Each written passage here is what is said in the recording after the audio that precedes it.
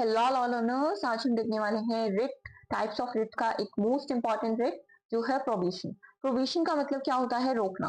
कि यार रोकना, किस चीज को रोकना? Let's see. तो इसमें इस वीडियो लेक्चर में हम देखने वाले हैं meaning, objective, ground for issuing the writ. और let's start. Prohibition means to stop.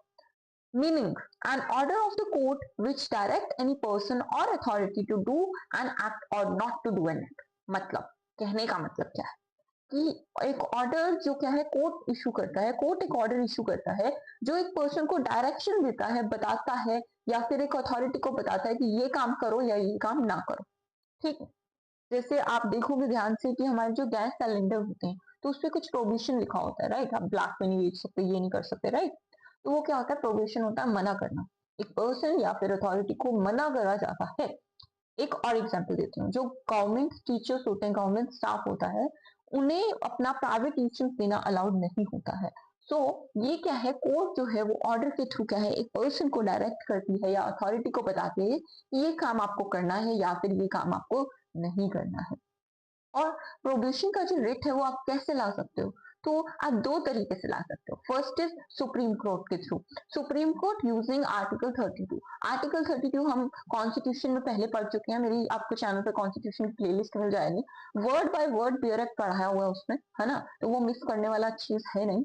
Now supreme court जो आर्टिकल 32 के अंडर क्या है, रिट इशू करेगी प्रोविजन की। जो कि आपका 32 आर्टिकल कहाँ आता है? हमारे फंडामेंटल राइट्स के अंडर आता है। चैप्टर नंबर 3 के आर्टिकल 14 से 35 तक हमारे फंडामेंटल राइट्स। ये चीजें हमें पता है। नाउ हाई कोर्ट कैसे ला सकती है प्रोविजन रिट? आर्टिकल 226 का यूज करके, फंडामेंटल राइट्स या फिर लीगल राइट्स का यूज करके। क्लियर? नाउ प्रोविजन है क्या? A writ of provision is the judicial order। ये क्या है? जुडिशियल ऑर्डर है, मतलब जुडिशरी ऑर्डर कर रही है वो है। Correct. It can be issue to a judicial और क्वासी जुडिशियल अथॉरिटी। या तो जुडिशियल अथॉरिटी को बताया इशू किया जा सकता है या फिर क्वासी जुडिशियल अथॉरिटी को भी किया जा सकता है। When such authority exceed its jurisdiction, अपनी जो सीमाएं हैं उसे लांघ कर, है ना, एक्सीड करके अपनी jurisdiction को, और tries to exercise such jurisdiction not vested in it, और ऐसी चीज, ऐसा jurisdiction को प्रैक्टिस करना चाहिए जो उसके हक में ही नहीं। फॉर एग्जाम्पल, आपका कोई टीचर है, घर पे आप किस तरीके से क्या कपड़े पहनते हो, ये कुछ भी कर रहे हो, राइट, आपकी पर्सनल लाइफ में, उसमें इंटरफेयर करना चाहे तो उस चीज को क्या है, उस चीज पे क्या है, आप प्रोविजन लगाओगे, रोक लगाओगे।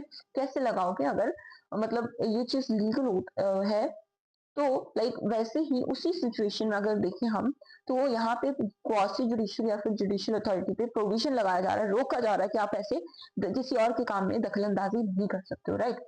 It is drive to prevent the exercise of power by authority.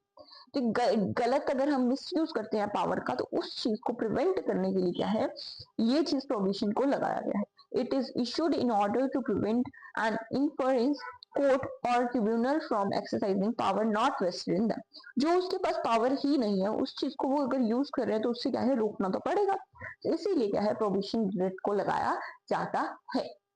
Now there are some grounds. तो ग्राउंड्स आप ध्यान से देखोगे तो वही अमेंडमेंट से मिलते जुलते ही है कि error of jurisdiction, lack of jurisdiction, excess of jurisdiction, abuse of jurisdiction, violation of principles of natural justice. Principles हमने पढ़े थे नेचुरल जस्टिस की लेक्चर में, आई होप आपको याद होंगे। दो थे।